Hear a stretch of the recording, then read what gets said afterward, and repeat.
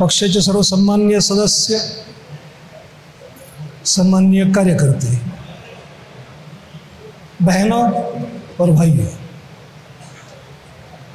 अनिल भाऊ का हम शुक्रगुजार करना चाहिए कि उन्होंने ये सभागृह पार्टी के लिए उपलब्ध करवा दिया।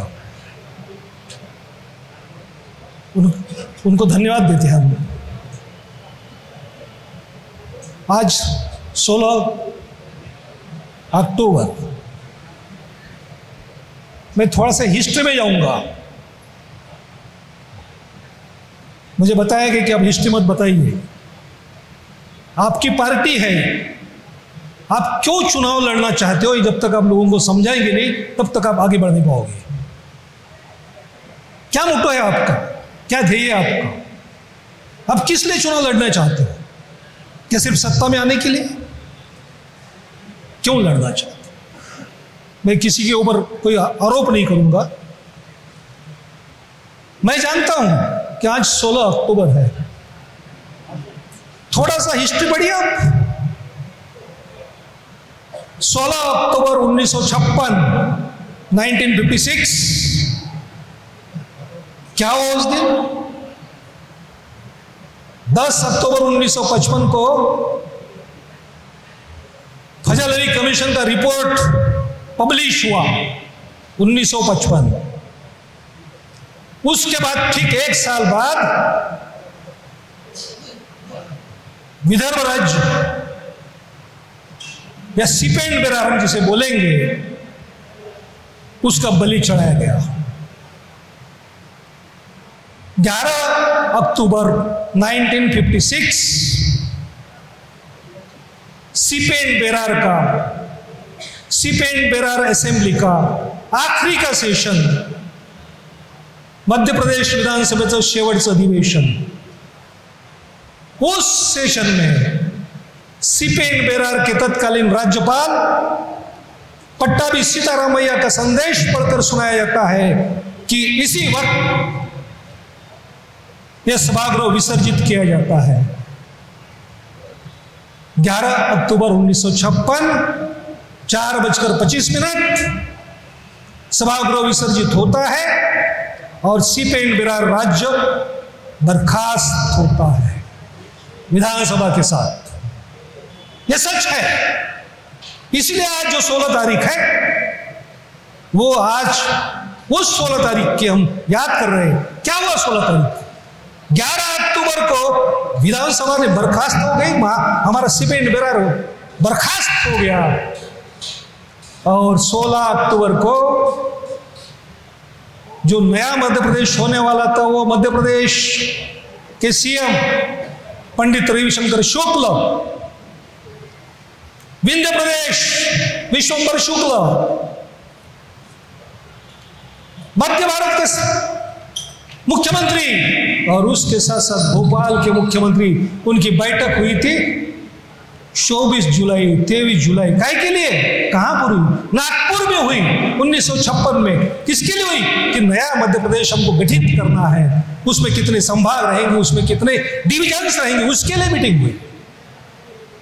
और जब विधानसभा बर्खास्त हो गई, सिपेंड बेरार खत्म हो गया, तो उसके बाद 5 दिन के बाद इसी नागपुर में, यही हमारे नागपुर विधान भवन में, तत्कालीन मध्य प्रदेश जिसे हम महाकौशल बोलते हैं, छत्तीसगढ़ बोलते हैं महाकौशल, मध्य भारत, विंध्य प्रदेश और भोपाल, ये 4 राज्यों से कांग्रेस के एमएलए आए थे नागपुर में। उनकी मीटिंग हुई थी 16 अक्टूबर 1956 में नागपुर के विधान भवन में, और वहां पर सीएम करके चुना हुआ पंडित रविशंकर शुक्ल का। यह जले पर नमक छिड़कने का प्रकार है। इसलिए आपने अरुण भाऊ जो 16 तारीख जो अनिल भाऊ ने किया है, बिल्कुल सही है, क्योंकि हमने हमारा स्टेट गंवा दिया है। वो तारीख है जिस दिन नया कुछ निर्माण हुआ, मध्य प्रदेश का निर्माण हुआ। मध्य प्रदेश का जब सीएम डिक्लेयर होता है तो किसके छाती पर आए? हाँ, हमें तो खत्म कर दिया गया ना। ये हिस्ट्री है, इसलिए तारीख का महत्व होता है। हम चुनाव लड़ने जा रहे हैं नागपुर कॉर्पोरेशन की। ये लोगों को हमें बताना है कि हम क्यों चुनाव लड़ रहे हैं, क्या नगर सेवक खुद के लिए चुनाव लड़ना चाहता है? अगर चाहता तो वो जेवीपी पार्टी क्यों ज्वाइन करेगा? वो तो किसी भी पार्टी से जाएगा। जेवीपी पार्टी का एक मोटो है, एक उद्देश्य है, एक लक्ष्य है। क्या लक्ष्य है? हमारा लक्ष्य है पृथक विदर्भ। पृथक विदर्भ के सिवा हमें दूसरा कुछ नहीं चाहिए। अगर पृथक विदर्भ मिलाना है, कुछ तो साधन तो लगेगा ही, और ये साधन जो है ये जेवीपी पार्टी है। ये जेवीपी पार्टी द्वारा हमें पृथक विदर्भ का निर्माण करना है। आप सोच लीजिए, और जब लड़ाई शुरू होती है तो साधन जो होता है वो कभी कभी खुद मुद्रा में आ जाता है, और जो उसके हाथ में हथियार मिले वो हथियार के साथ लड़ता है और सत्य प्राप्त करता है। इलेक्शन जो है ये हमारा जो जेवीपी पार्टी का है वो एक हथियार है। मैं इसलिए बात कर रहा हूं, मैं इसलिए बता रहा हूं, आगाह कर रहा हूं, आपको सचेत कर रहा हूं कि 1954 में नागपुर के मेयर थे लाला जगत नारायण। शायद मेरा हिस्ट्री का नाम भूल सकता हूं मैं, लेकिन हिस्ट्री है। उस वक्त नागपुर महानगर पालिका में 72 आवर्स, 3 दिन तक पृथक विदर्भ राज्य की मांग कर चर्चा हुई। ये हिस्ट्री में से कितने लोगों को मालूम है? किसी को नहीं मालूम। क्यों? मतलब सीधा सा है कि कारपोरेशन में विदर्भवादी बैठे थे, इसलिए चर्चा हो पाई। अपोजिशन में कौन थे? भगवंतराव गायकवाड़ थे, बैरिस्टर शेषराव वानखेड़े थे, बड़े बड़े स्टालवर थे अपोजिशन में, फिर भी चर्चा हुई। कहने का मतलब है, पश्चिम महाराष्ट्र वाले बोलते हैं कि आप कहां है विदर्भ की जनता, विदर्भ के साथ बताओ। उन्हें जवाब देने का ये वक्त है। हम पार्टी चुनाव लड़के बता रहे हैं कि साहब अब भूल जाओ, जनता विदर्भ की, जनता के साथ, विदर्भ के साथ है। ये मांग हमारी जो है वो जनता की मांग है, इसलिए हम चुनाव लड़ रहे हैं। वो हमेशा बोलते तुम चुनाव लड़के दिखाओ। अब आप सब लोगों का जो जमघट है, आप लोग सब लोगों का जो समर्थन है, वो समर्थन पृथक विदर्भ की मांग को है। और हमें ये जाके बताना है हर वार्ड में, हर घर में कि भाई साहब, अगर आप विदर्भ के साथ नहीं चलोगे तो बिजली आज जो मिल रही है वो और 4 महीने के बाद महंगी होने वाली है। बिजली महंगी होने वाली है। कल परसों का अखबार देखा मैंने। क्या देखा मैंने अखबार कल परसों का? 20 पटसंख्या असलेल्या, म्हणजे जिस स्कूल में 20 या उससे कम बच्चे हैं, स्टूडेंट्स है, ऐसे स्कूल बंद करने का डिसीजन शिंदे सरकार ने लिया है, ईडी सरकार ने लिया है।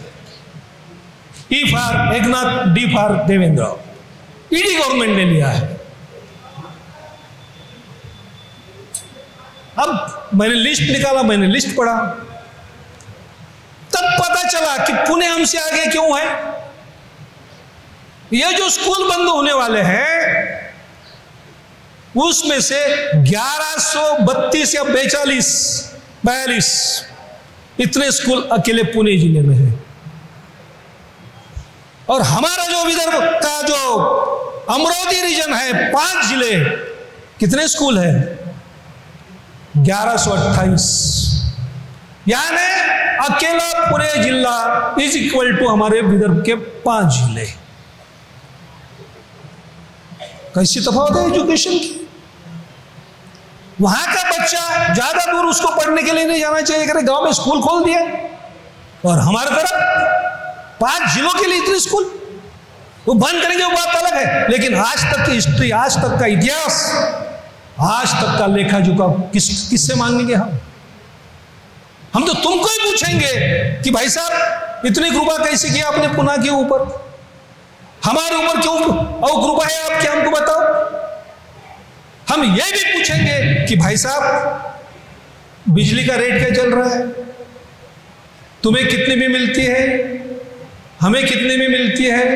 अगर हम उत्पादक है बिजली के तो हम तुम्हारा वाहन खर्चा क्यों सहन करें। हमने तो देनी ही नहीं है, हम क्यों पे करें? आप बोलते हो कि स्टेट एक है तो पे आपको करना पड़ेगा, हम बोलते हैं एक स्टेट है मंजूर है, कोई बात नहीं है। पानी क्यों चोरी करते हो?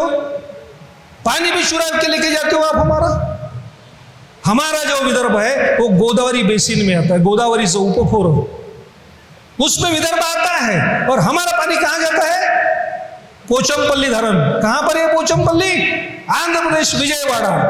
गोदावरी का पाणी उधर जाता है। अब उपखोरं जे असतं, सब बेसिन जे असतं, तुमच्या दारात तुमच्या वाच्याचं तुमच्या वळणीचं पाणी जे नालीत पडतं, ते नालीतलं पाणी नाल्यात जातं, नाल्यातलं पाणी नदीत जातं, आणि नदीतून महानदीत, महानदीतून समुद्रात। तर हे महानदीपर्यंतचा जो प्रवास आहे, तुमच्या घरापासून महानदीपर्यंत प्रवास, त्याला म्हणतात खोरं।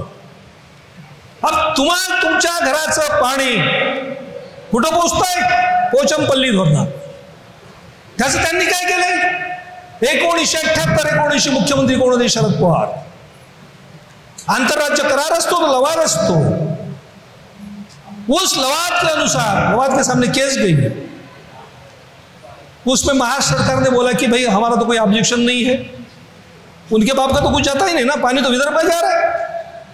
फिर हमारा जो पानी पोचमपल्ली डैम में चला गया, वो पोचमपल्ली डैम का एक कालवा, एक कैनाल कृष्णा बेसिन की तरफ जाता है। कृष्णा बेसिन माने पश्चिम महाराष्ट्र। हमारा पानी पोचमपल्ली में गया और वही पानी कृष्णा में गया। कितनी बड़ी 420 है, 14 अरब घन फीट पानी है, मामूली नहीं है। उनके तरफ पानी की किल्लत चलती है धुपकावे में। उजनी डैम, सोलापुर जिले और उस्मानाबाद जिले वाले एक दूसरे का गला घोटने के लिए खड़े हो जाते हैं कि खबरदार हमारे डैम से पानी ले दो। अरे भाई, तुमने तो हमारा पोचमपल्ली से पानी तो चुरा लिया ना, हमारा इतना पानी कि हम चिल्लाएंगे नहीं। खैर छोड़े, उसके आगे का आपने तो बड़े जोर से कहा था कि हमें सीपी एंड बिरार में रहना नहीं है, हिंदी भाषी लोग जो है वह हमारे ऊपर अन्याय करते हैं, हिंदी भाषी लोगों का राज है, मराठियों के ऊपर अन्याय होता है।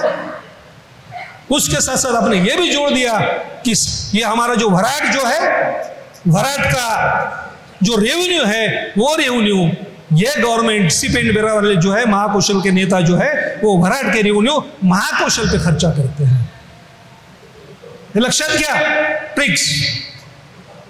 वराडाचं उत्पन्न महसूल मला लिस्ट मध्ये म्हणजे येऊ नको इकडे, नसेल तर मी सोडून चालणार।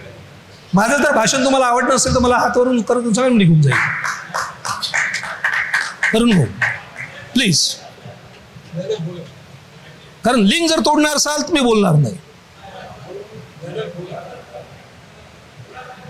म्हणजे कुणाला वाईट वाटतं की खरं वाटतं, जे काय असेल ते। अब सवाल ऐसा है, लिंक टूट गई। हमारा कहना ऐसा है कि आपने सीपी एंड बिरार वालों के साथ, सीपी एंड बिरार से अलग पृथक होने के लिए जो ठराव लाया था 1938 का, उसका आधार था कि हमारे वराट का ज्यादा से ज्यादा महाकौशल वाले खर्चा करते हैं, इसलिए हमको उनके साथ नहीं रहना है। इसलिए 1938 का 1938 का ठराव असेंबली में आया था, ये फैक्ट पारित भी हो गया था। वही डिमांड पश्चिम महाराष्ट्र वाले जब गुजरात से अलग होना चाहते थे उस वक्त भी हुई कि भाई साहब, गुजराती जो नेता है मोरारजी देसाई मुख्यमंत्री है मुंबई प्रांत के, और पूरा का पूरा पैसा सिंचन का पैसा लेके हमारे ऊपर अन्याय कर रहा है, हमें कुछ मिल ही नहीं रहा है, इसलिए हमको उनके साथ नहीं रहना है। मराठी भाषा से एक राज्य झाला पाहिजे, कर दिया आपने लोगों ने। हम भी बोल रहे हमारे पोचमपल्ली का पानी गया तो हम किससे लगा करें? हमारा पोचमपल्ली का पानी अगर तुम चुरा रहे हो तो हम तुम्हारे साथ क्यों रहे? सीधी सी बात है भाई, तुम हमारे ऊपर एजुकेशन के ऊपर अन्याय कर रहे हो, तुम हमारा पाणी चुरा रहे हो, तुम हमारी फसलें बर्बाद हो गई। येरणीताईंचं काय तुम्ही पाहिलं फेसबुकवर, मिरचीच्या शेतात उभे आहेत सांगून राहिले की पहा मिरची गेली वाया, बरोबर आहे ना? त्यांचं फेसबुक, मिरची वाया गेली, काही ओरडायचं नाही, कुणाच बोलायचं काहीच नाही। अरे कुणाच्या भरोशावर कोण जगतं, कसं जगतं, उसकी भी चर्चा होनी चाहिए। ऑफिशियल फिगर्स बहुत सारे हैं, अन्याय बहुत हो सकता है, और जब मार्गदर्शन के लिए आदमी आता है तो उसकी तरफ से 10 मिनट की अपेक्षा मत करो, क्योंकि वो अपने दिमाग में बहुत सारा कुछ लेके आता है। मैंने जो बातें कही शायद आप लोगों को मालूम नहीं होगा कि 1956 में क्या हुआ था, नहीं मालूम था। ऐसी बातें होनी चाहिए। जब तक ये मालूम, ये कोई पॉलिटिकल भाषण देने के लिए मैं खड़ा नहीं हूं, लेकिन पॉलिटिकल पार्टी का नेता होने की वजह से या पॉलिटिकल पार्टी मेंबर होने से ये पार्टी में बोलना मेरा भी फर्ज बनता है।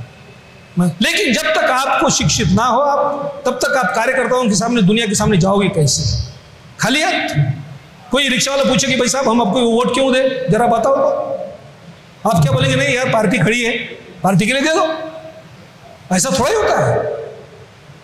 कुछ तुम्हारे कार्यकर्ताओं के दिमाग में स्पष्ट आइडिया होनी चाहिए कि मुझे वोट क्यों देना है। तुमको वोट इसलिए देना है, लोगों के घर जाके ये बताना है कि भाई साहब हमारा इतवारी में, हमारे गांधी बाग में जो सूत मार्केट था आज नहीं दिख रहा है, कहां गया? किसकी वजह से गया सूत मार्केट? सूत मार्केट बंद क्यों हो गया? हमारे व्यूअर्स जो थे विनकर भाई कहां चले गए? कभी कभार कहते थे की भाई ढाक्याची मलमल अतिशय प्रसिद्ध मलमल, तेवढीच प्रसिद्ध मलमल उमरेडची होती, हेही लक्षात घ्या। उमरेडची देखील साडी एका माचीसच्या पेटीमध्ये बंद व्हायची असं सांगितलं जातो। ते हात कुठे गेले? ते कारागीर कुठे गेले? कुठे गेला आमचा विणकर समाज? तो तर नागपूरची शान होता ना विणकर, म्हणजे कुठे गेला विणकर बांधव आमचा? आम्ही आवाज उचलणार नाही, आम्हाला लढायचं त्या विणकर बांधवासाठी। आणि 1956 मध्ये 11 ऑक्टोबर रोजी आमच्या राजधानीचं शहर दुय्यम शहर झालं। त्या शहराला पुन्हा एकदा राजधानीचा दर्जा देण्यासाठी आम्हाला भांडायचं आहे। आम्हाला आमचं वैभव पाहिजे परत। आम्हाला 1956 10 अक्टूबर 1956 इस तारीख को, इस तिथि को हमारा जो विदर्भ का था दर्जा वो हमें चाहिए। हमें हमारी नागपुर राजधानी चाहिए।